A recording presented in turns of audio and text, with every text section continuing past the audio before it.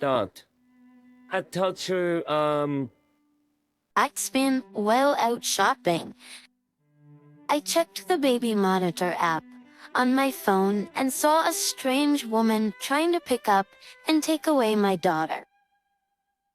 There, next to the crib, my husband was blissfully napping. pick up you. Actually, as was drenched in sweat and couldn't help but shout, even though I knew he couldn't hear me. Mention, I had left my 3-month-old daughter in my husband's care while I went shopping. While he had happily agreed to watch her, he ended up taking a nap instead of actually taking care of our daughter. I regretted trusting him in that moment, but it was too late. Frantically, I called my husband while preparing to rush to the police, but then what caught my eye was an unbelievable sight. I'm Aria, a 35-year-old elementary school teacher. My husband, also 35, is a high school sweetheart who now runs his own business. After years of fertility treatments, we were finally blessed with our daughter Mary. He would always gaze at her and say, "She's so cute," clearly delighted. Although he never took care of her, I had some time off for parental leave and felt content and happy. But before Mary was born, we had grown apart. My husband was a workaholic, often coming home late and working on his days off. At Timmy's, I was also busy and, despite wanting to come home early, would often return after dark due to grading tests and preparing for the next day's lessons. Slowly, his attitude and words towards me became colder. "Sometimes I come home early and you're not here. There's no dinner, and the house is a mess. What's the point of us being married?" I'm sorry. I've been busy with work. "You're the wife, act like it. This isn't a relaxing home." I'd say to, even though we both work, he thinks housework is my job and never lifts a finger to help. So there I was, doing all the cooking and laundry, no matter how tired I was. I refrained from asking for help because I knew he wouldn't budge. I felt emotionally distanced from my husband and was left with a lingering sense of discontent. However, having a child changed my husband. He started coming home early just to see our daughter's face. Isn't she adorable? She's got a beautiful face, just like me. You wish, I chuckled. Yet, thanks to our daughter, I began to feel that our relationship might be on the mend. Mind you, he was still glued to his phone, constantly checking it. "Hey, do you really need to take your phone even to the bathroom and shower?" Well, work's been going great, and clients keep reaching out. I know what it's like to bring work home. Just take care of yourself, okay? I was genuinely worried for his health, but I never imagined what would happen next. Some son a day off, as I was busy with household chores, my husband unexpectedly made a kind offer. "Matt, I know you're swamped every day. I'm off today, so why don't I take care of Mary? Go out with your friends, have some tea, and relax." "Really? Thanks," answered Twix. I felt happy, thinking he was returning to the thoughtful man I'd married. Shopping in the bustling downtown area, dressed to the nines, I suddenly found myself worried about our daughter. After all, I hadn't been apart from her for a single moment since she was born. Now's the perfect time to use this. I pulled out my phone and accessed a certain app. You see, I had installed a baby monitor camera in the house for just this kind of moment. The camera's footage and audio get sent directly to my phone in real time. I've told my husband about this camera setup a while ago, but he might have forgotten since he didn't really pay attention. What do we have here? A bit anxious, I check the footage and am disappointed by what I see.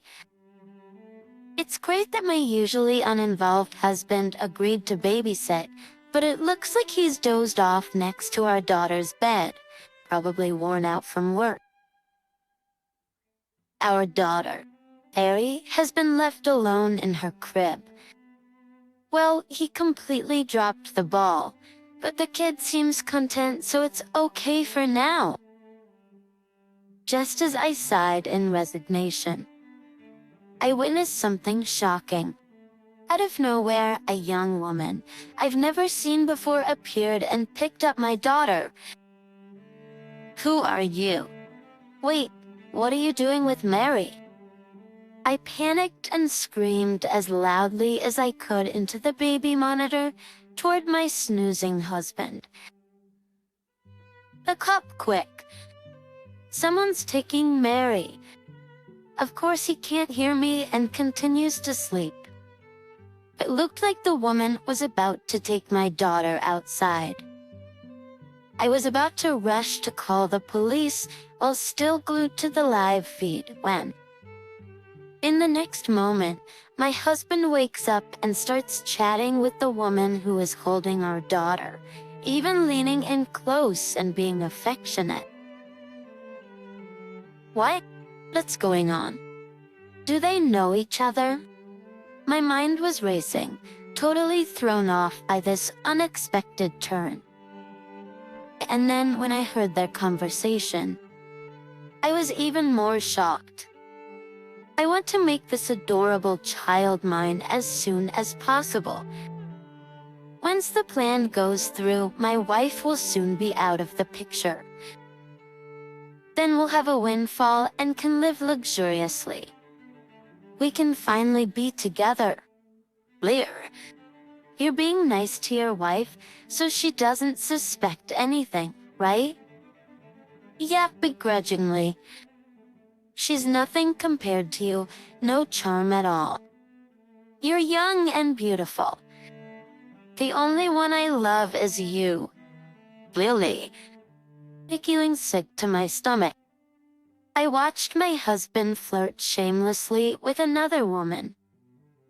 I'd been fooled into thinking he had returned to the caring man I once knew. My husband and Lily were meticulously plotting against me, unaware that I was listening. Thanks for showing me how to target her life. I had no idea such methods even existed.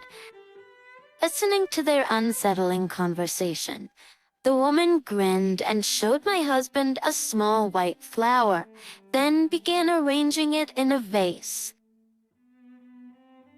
Who is this Lily, who seems so intimately involved with my husband? Gaining some composure, I decided to play along and gather evidence. Fortunately, he didn't seem to notice the hidden camera, so I returned home, feigning ignorance. My husband greeted me with a smile, as if nothing had happened. Buying stars 130-70. You won't be smiling for long. Being prepared. But even with my resolve, I had no clue where to start. Then an ideal person popped into my head. Emily, my high school friend who loves mysteries. Every time we meet, she enthusiastically talks about detective techniques and methods she learned from books and movies. She might be the one to help. She knows about my husband too. When I met with Emily and explained the situation, she was all in. Leave it to me. At that point, exception Easter committee did some sleuthing and found out Lily worked at my husband's favorite cabaret club.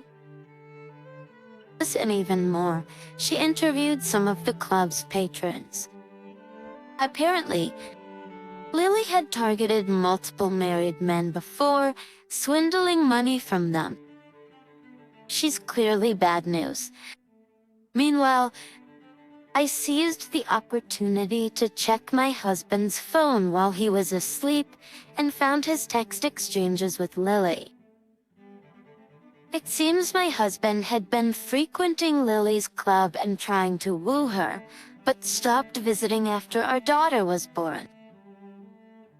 Suddenly, she started texting him frequently, saying, "Why don't you come see me? I'm lonely," and lured him in. It seems like my husband fell for it hook, line, and sinker. From then on, they stopped meeting at cafes and started rendezvous-ing at hotels.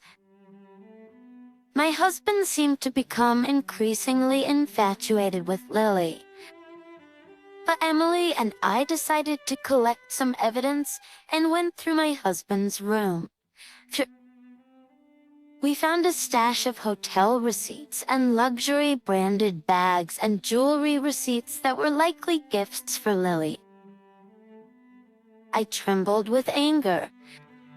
I haven't received anything like that from him since we got married, but that was just the tip of the iceberg.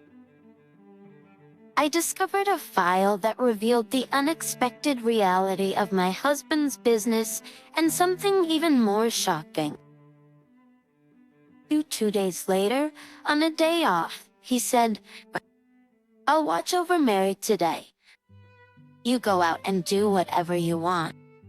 Hearing his sugar-coated tone, I became certain. Abdul Cyrus. I decided to take him up on his offer.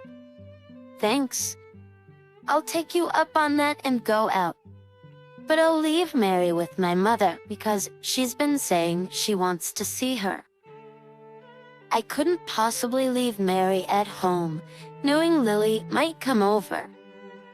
Alright, I'll cook dinner tonight, so take your time. You're so kind. Thank you. I was both disgusted by his performance and saddened. How wonderful it would have been if this was his true self. After dropping off my daughter with my mother, I went to Emily's house, which is near my parents' home. As we were watching the surveillance camera footage, sure enough, Lily showed up and started doing something shocking in the kitchen with my husband. My faint hope that my husband might change his mind was shattered. In fact, I felt hatred toward him, seeing the grin on his face. 2 hours later, when Emily and I returned home, my husband, who thought he was alone, let out a surprised Wyatt. Here's when he saw her. "Why are you so shocked? I was with Emily today." Looks long time no see. I tagged along back to your place. My upbeat Emily received a forced smile from my husband, who reluctantly invited her inside. Mary's already asleep, so she'll be spending the night at her grandparents'. I see your plan. But Emily threw him another curveball. Something smells good. Is it curry for dinner? Or do you mind if I join? You were did of seething it. My husband stumbled over his words, clearly uncomfortable. Before he could decline, Emily had already sat at the table, so we ended up having dinner together. As I was about to help with the setup, my husband insisted I cook today. Oh, let me serve it. He returned with a tray of curry for 3 and set a plate in front of each of us. I seized the moment. Wow, my curry has a lot of meat. Let me swap plates with you. But But before he could say anything, I had already switched our plates.